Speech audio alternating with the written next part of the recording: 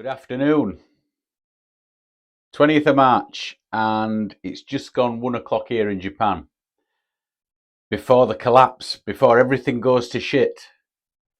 Everything is about to collapse worldwide, and geographically, I'm in the right place because the markets here in Japan have been open now for 4 hours, and it's all going to shit.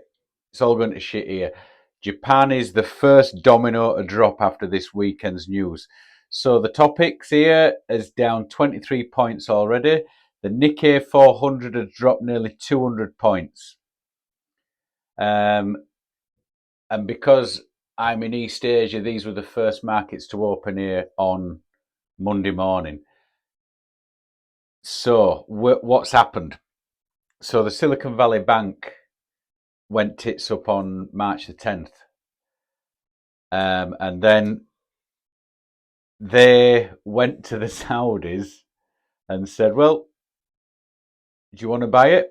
Do you want to buy it? And the Saudis have gone, no. Now, SVB are the 16th largest bank in the US. So they're no lightweights. Now, I was listening to a fella that we're getting interviewed today on a podcast, and he seemed to be going on about how woke the bank was, how diverse, and how they welcome everybody in. And in his office, there were a wide range of nationalities, a wide range of genders, and everybody worked together peacefully. Now, if I've got my money parked somewhere, I'm not really bothered if the person going into work is happy at his job. I just want that person to do his job. I don't give a shit if you sat next to a Somali fella on one side and a bloke from Zambia on the other side, and you're all hitting fucking tom-toms and sat under these dream catchers. I don't want that. I want somebody who's going to go into the markets with my money like a bulldog and triple it within a couple of years. But all this fella seemed to be going on about is the diversity in the company and how it's been set up to welcome everybody to come and work here. Now, how's that working out for you?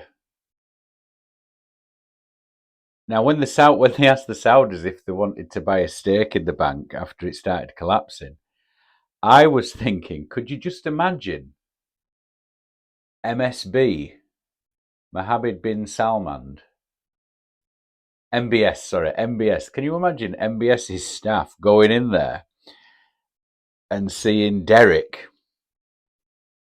who identifies as a woman, in his dress and his pearl earrings, sitting in for the investors meeting, for the quarterly investors meeting at the end of the financial year? Now, I'm wondering if they've already been round and had a look at the staff, and that's what's put them off. They've had a look at the books and think, oh, well, this is a complete shit show, but it might be rescued. And then they've had a tour around the offices and seen what's really going on. And the Saudis are like, nope, I'm out. I'm not having any of this. Because the staff that are working there at SVB Bank, I expect that they wouldn't be having the freedoms they have in California than they do if they went over to, say, Jeddah or Riyadh and worked in the offices there. So the Saudis have said no. So what's happened is everybody's made a run on the banks. Now, for them that don't know, in early March, when it all started when there were rumblings, people just started to pull all the money out.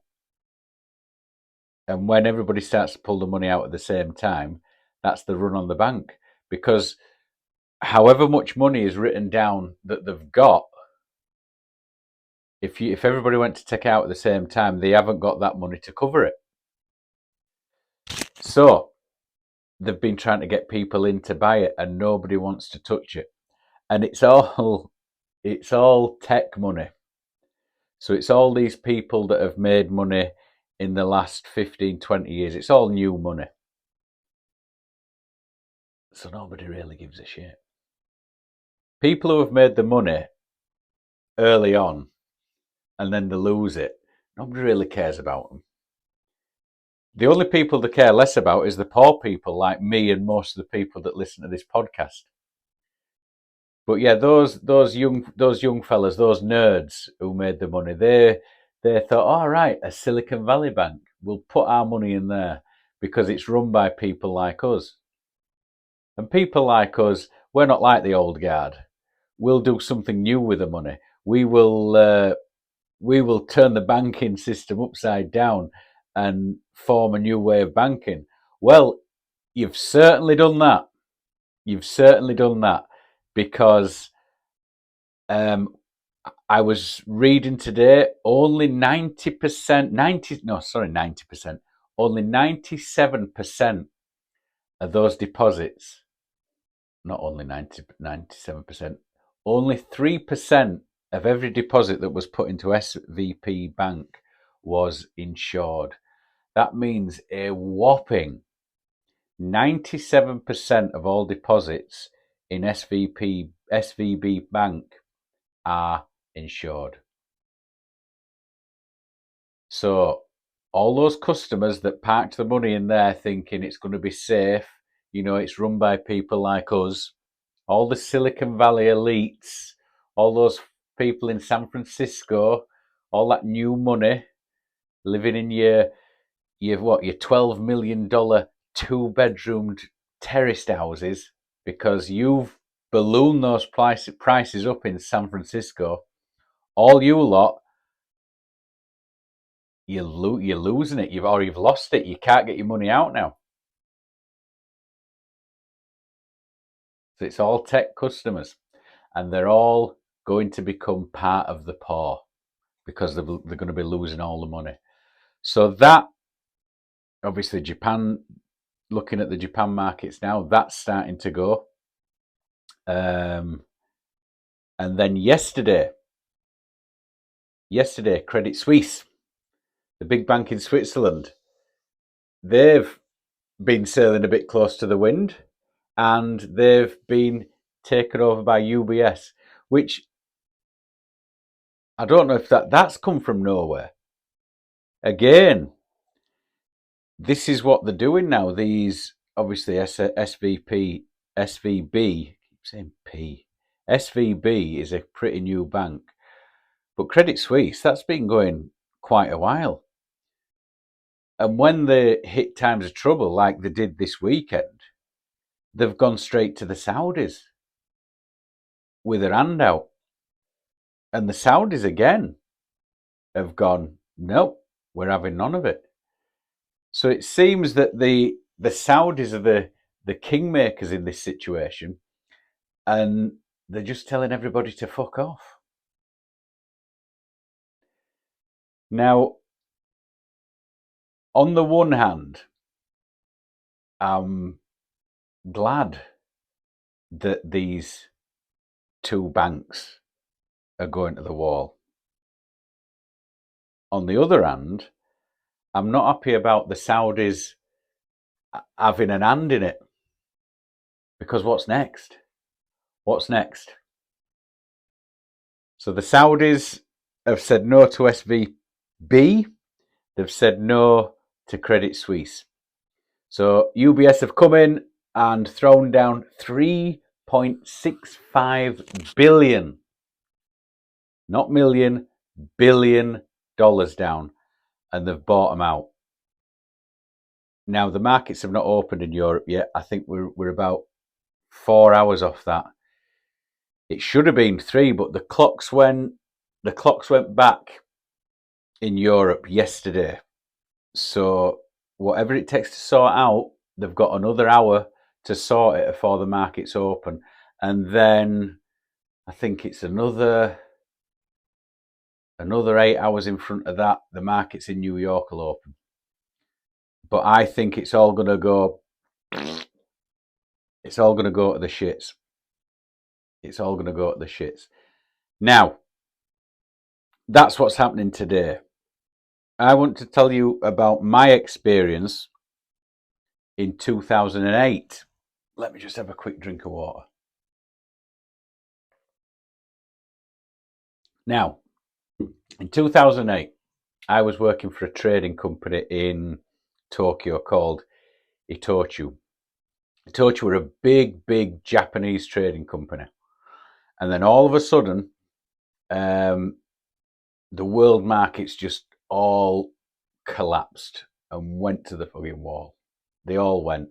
And within 2 weeks, everybody that were in my department were out on their ear. We got a little bit of a payoff, but it was just enough to tide you over for a few months. It wasn't life-changing by any means. By any means. So we were all out on his ear. Now that day, Black Wednesday, was it Black Wednesday, 2008? Hang on. If it goes the way it did in 2008, today will be Black Monday. In 2008, was it Black Monday, Tuesday, Wednesday, Thursday, or Friday?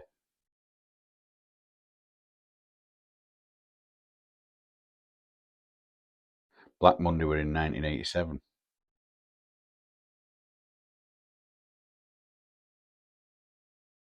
It were a Black Monday, yeah. It were a Black Monday, the 29th of September 2008. So that's when it went arse up.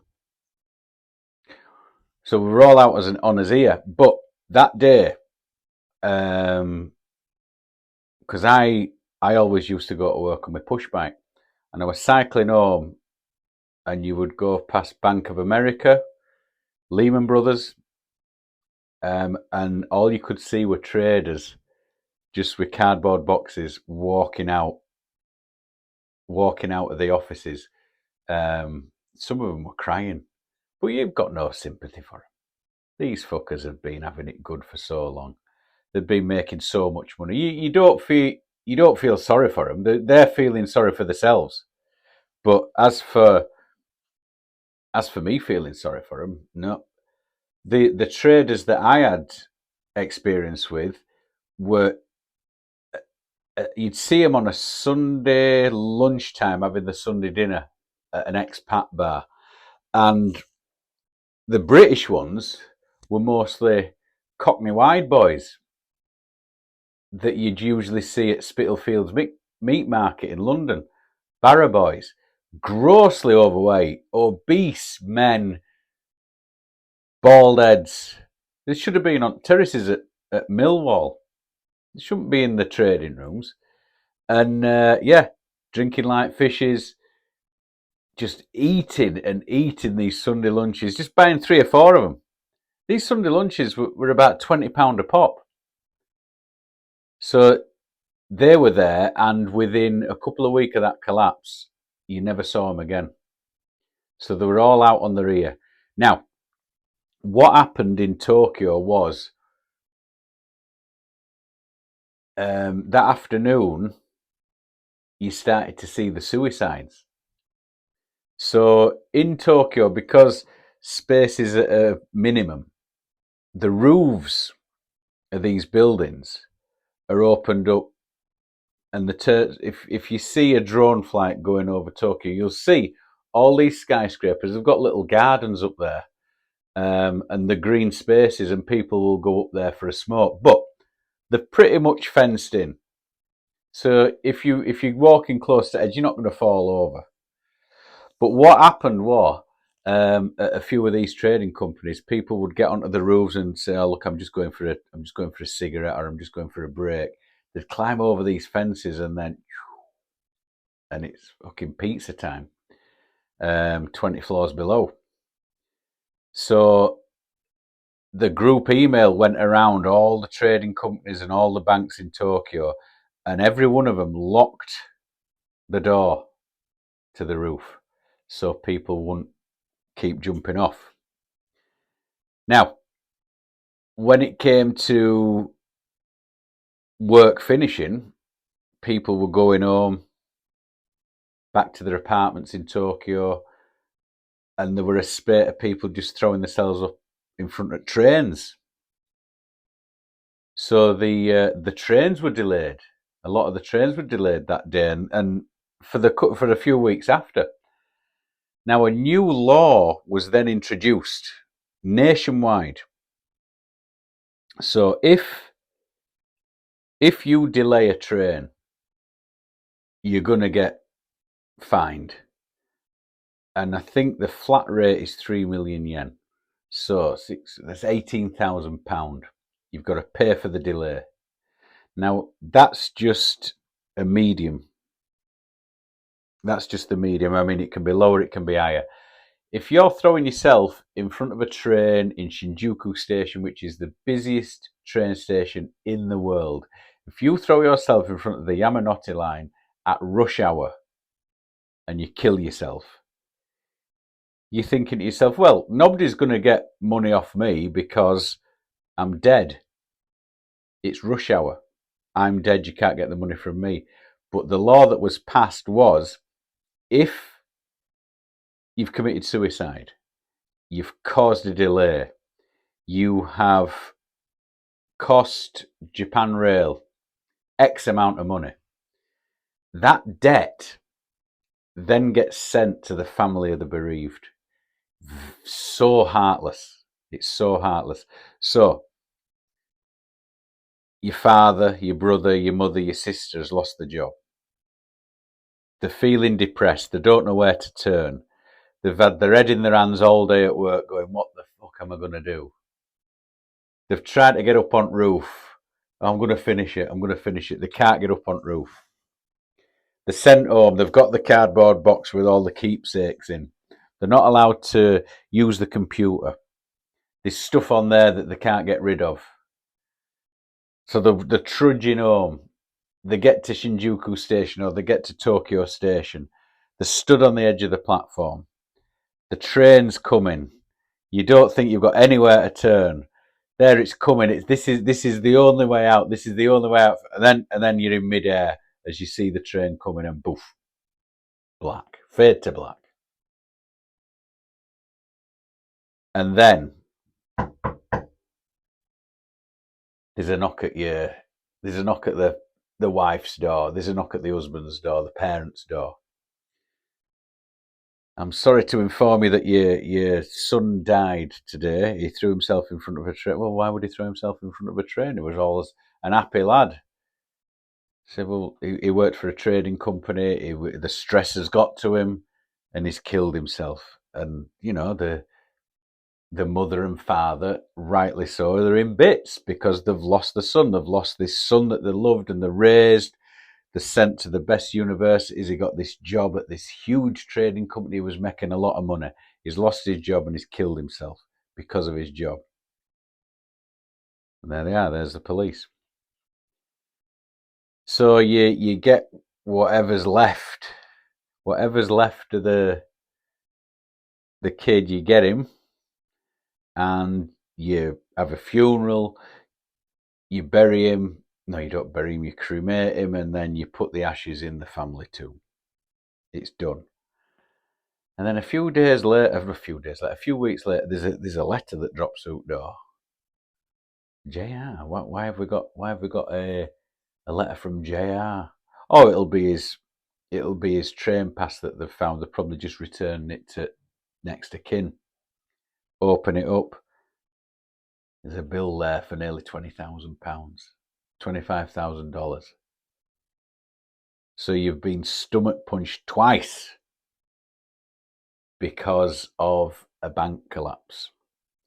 Now, for them that have been to Tokyo pre-2008, you would have noticed that on the platforms around Tokyo, there were just open platforms.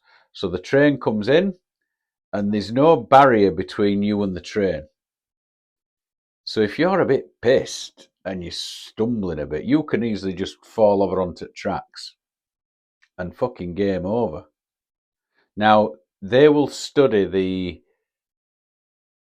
the CCTV, and if you just piss and you fall on tracks, I don't think you're getting the family are getting fined for that. But what came out of this after 2008 is if you go to these major train stations around the Yamanote line or on the subway, especially around Tokyo Station, Shinjuku, Shibuya, you've got the train, which is on the tracks, and you've got the platform, and in between the train, there's a barrier. And what happens is the train door, the barrier door will open, and then the train door will open. So there's no way that you can throw yourself in front of a train unless you vault over it. And it's about 1.5 meters is this barrier. So it's coming up to about your chest. If you're a 5'11" like me, it's probably lower chest. So if you really want to kill yourself in one of these stations, you've got to put the effort in. So the fit those there. So then after 2008, with the barriers that were put up, with the fines that were getting sent to parents or next to kin, that sort of slowed it down a little bit. Obviously, it happened every now and again. But yeah, that's how they fought against it. People killing themselves. But still, doing that, there were people going up onto roofs when all that had calmed down and still jumping off. Now, the problem with jumping off a tall building in Tokyo, especially, is you jump off a building and kill yourself. Because it's the most populated city in the world during the day, because a lot of people flood in from Chiba and Kanagawa and Saitama to work in Tokyo. So they're coming from neighbouring prefectures, neighbouring counties, neighbouring states, whatever you call it, and they're coming into Tokyo to work. So every day there are 16 million people working in Tokyo that don't live there. So the city expands by 16 million people a day during working hours. And then at 4 o'clock, everybody's on train home. Now, you think how busy that makes the city. So somebody thinking, right, that's it, I'm doing myself in. I'm not gonna have my family sent a bill because I've thrown myself in front of a train. What I'm gonna do is throw myself off a building. So you jump off a building, you're heading to pavement below. It's a busy, crowded street. So you're not just killing yourself. There's 2 or 3, 1, 2, sometimes 3 people that you're killing. Now, I didn't think this would be a problem until I saw the live feed from September 11th back in 2001.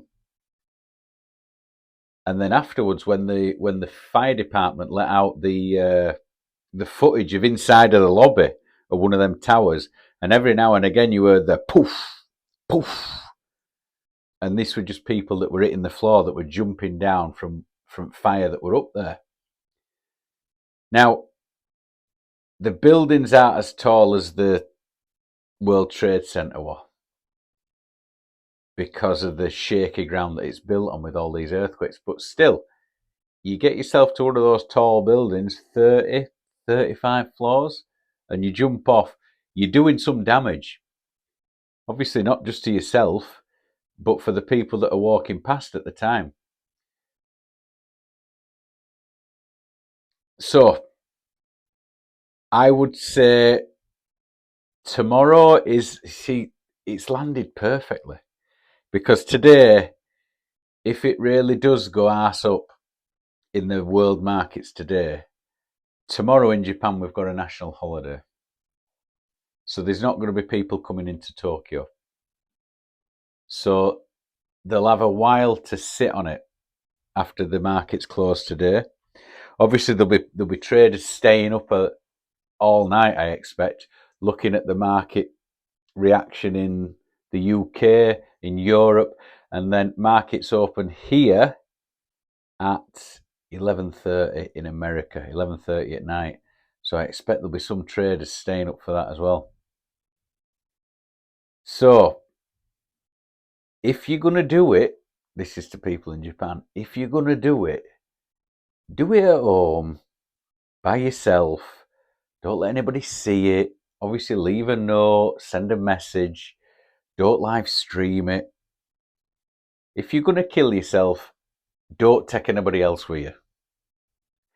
Yeah, I don't think there's many bus drivers that have got or wagon drivers that have got all the money tied up in stock market.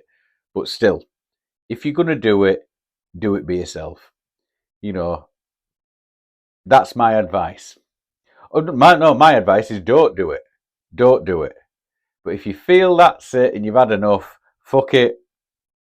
Stamp your ticket and off you're out. Do it by yourself. So I'm going to get this up as quickly as possible, and then if I can get it out before the markets open in Europe and America and all this comes to pass, I'm the new Mystic Meg. Now she's gone. Right. I'll see you next time. And stay away from tall buildings. Don't jump in front of trains. And just be back at work on Tuesday, bright-eyed and bushy-tailed.